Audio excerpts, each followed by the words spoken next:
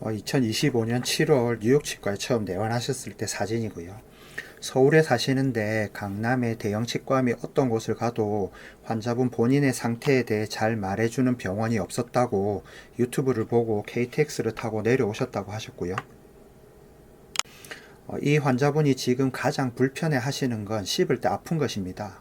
뉴욕 치과에서는 환자분한테 보여드리는 동영상을 다 적어 놓습니다. 환자분의 증상에 맞게 관련 동영상을 보여드리고 충분히 이해를 구한 후 치료에 들어가는 편이고요. 그러면 이 환자분에게 보여드린 동영상을 그대로 옮겨보면 저 동영상은 저렇게 보실 수도 있고 내용에도 링크를 걸어놨습니다. 1-1을 보시고요. 일단 뼈가 어느 정도 녹아있는 상태였고요. 7-10-1을 보시고 씹을 때 아픈 이유는 대략 이 정도고요. 7-24-12를 보시고 먼저 이갈이 장치를 먼저 해보고 안되면 보톡스라든지 크랙 치료를 하기로 하였습니다. 서울에 계셔서 크랙 치료는 다음번에 오실 때 아프시면 필요하면 하시기로 하셨고요. 그러면 스케일링을 꾸준히 받았는데 왜 뼈가 계속 녹는지 모르겠다, 이런 의문을 가지셨는데요.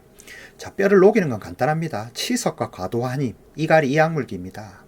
치석이 뼈를 녹이는데요. 근데 스케일링은 잇몸 위 치석을 제거하는 겁니다. 저 빨간 원 부분 있죠. 저 치석은 잇몸 밑에 있는 치석입니다. 저런 치석은 잇몸 치료나 잇몸 수술을 해야 제거할 수 있습니다. 잇몸 밑에 치석이 있는데 스케일링을 100번, 1000번 해도 치석은 안 없어지고 풍치는 계속 진행이 됩니다. 그리고 치아가 많이 시리다고 하셨는데요. 치경부 마모증과 풍치가 혼재되어 있는 상태였습니다. 하지만 치경부 마모증도 떼울 정도는 아니었고요. 다 시린 치약으로 조절하기로 하셨습니다. 치아와 붙어있는 잇몸 부분이 뻘건 건 음식물과 잇몸 밑에 치석이 남아서 염증 반응이 있는 것입니다. 염증 반응이 있으면 뼈와 잇몸이 녹습니다. 염증 반응은 뭐 생각하시면 되시냐면 모기한테 물린 거 생각하시면 됩니다. 모기한테 물리면 뻘겋고 붓죠. 내나 그 증상입니다. 양치질은 우리가 아주 어렸을 때부터 하지만 제대로 하시는 분은 거의 없습니다. 처음 3분은 치약 없이 닦는 것이 좋고요. 그리고 욕실에 큰 거울을 보면서 닦아야 합니다. 치약 없이 닦는 이유는 거품이 나면 잘 볼 수가 없기 때문입니다. 빨간 화살표 부위에 음식물이 있는데 내가 노란 화살표 부위를 100번 닦는다고 빨간 화살표 부위에 음식물이 제거되지 않습니다. 그래서 치아의 모든 면에 음식물이 남지 않으려면 치아의 모든 면에 칫솔, 치간 칫솔, 치실, 그러니까 입솔질 기구가 닿아서 음식물을 제거하는 것입니다. 그리고 어금니 부위가 여기저기 벌어져 있습니다. 공간이 있으면 음식물이 낍니다. 교정을 저렇게 마무리했는지 아니면 시간이 지나면서 저렇게 됐는지는 알 수는 없지만 일단 저러면 생활하기가 너무 불편합니다. 그러면 왜 저렇게 치아가 벌어졌을까요? 4-25를 저 동영상을 보시면 대략 이해하실 수 있는데요. 우리가 치아가 삐뚤삐뚤 할 때요, 교정을 해서 치아가 바르게 되면 에너지를 넣어줘서 강제로 치아를 저 위치에, 그러니까 심미적으로 기능적으로 이상적인 위치에 치아를 옮겨 놓는 것입니다. 그런데 치아를 옮겨 놓고 그냥 놔두면 힘의 합이 0인 위치로 치아가 다시 옮겨갑니다. 이거 물리 법칙이죠. 그래서 리테이너가 필요합니다. 앞니는 저런 픽스드 리테이너, 철사 같은 거죠. 고정으로 저 위치를 유지할 수 있습니다. 하지만 어금니는 앞니보다 몇 배의 힘을 받고 저 리테이너로는 고정이 안 됩니다. 그래서 리무버블, 꼈다 뺐다 할 수 있는 리테이너를 사용하고요. 대부분의 치과는 6개월 정도는 밥 먹을 때를 제외하고는 리무버블 리테이너를 끼라고 하고요.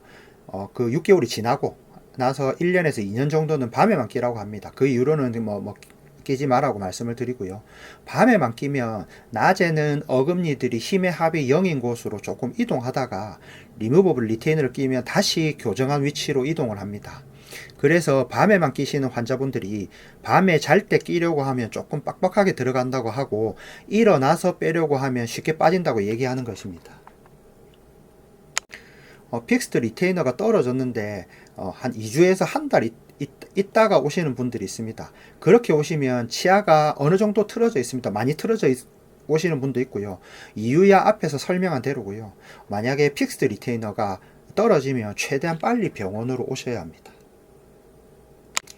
대부분의 치과는 6개월 정도는 밥 먹을 때를 제외하고는 리무버 리테이너를 끼라고 하고 1에서 2년 정도는 밤에만 끼라고 합니다.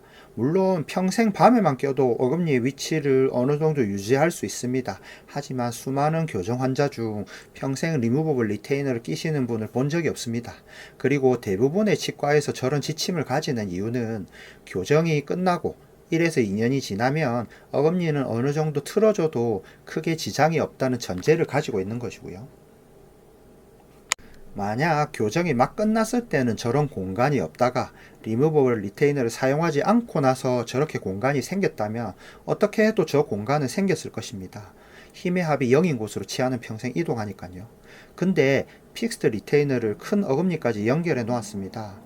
어금니에 가해지는 힘은 앞니에 가해지는 힘에 비해 몇 배가 됩니다.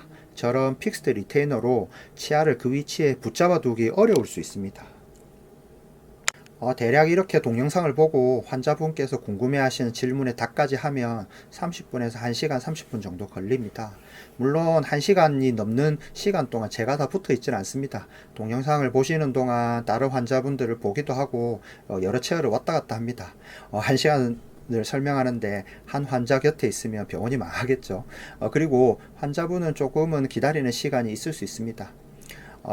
이런 시스템은 동영상이 있기에 가능한데 최소 뉴욕치과에서 일주일에 한 번 환자분께 설명하는 내용이면 동영상을 만들기로 했고요. 대략 10년 정도가 걸렸습니다.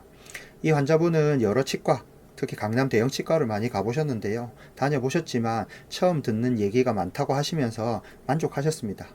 대략 이 정도면 KTX를 타고 서울에서 내려올 정도가 될까요?